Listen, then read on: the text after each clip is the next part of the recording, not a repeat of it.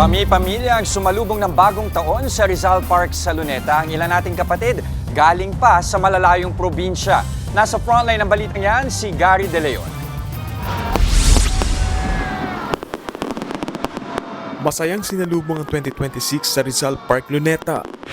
Happy New Year!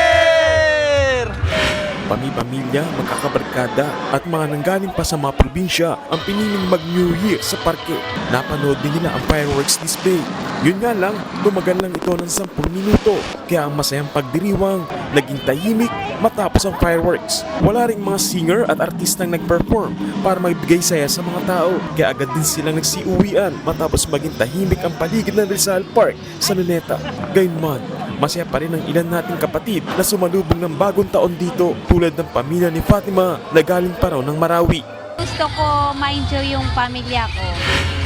At saka, iwas sa stress para panibagong buhay sa 2026. Ang pamilya naman ni Marilyn na mula pa sa Palawan, nag-wish na lang ngayong bagong taon. Wish ko po na sana palagi kaming masayang pamilya. Hanggang alauna lang na madaling araw pinayagan ang mga bisita sa parke. Kaya kahit alanganin na sa oras, nagligpit ang lahat dahil bawal ang overnight at matulog dito.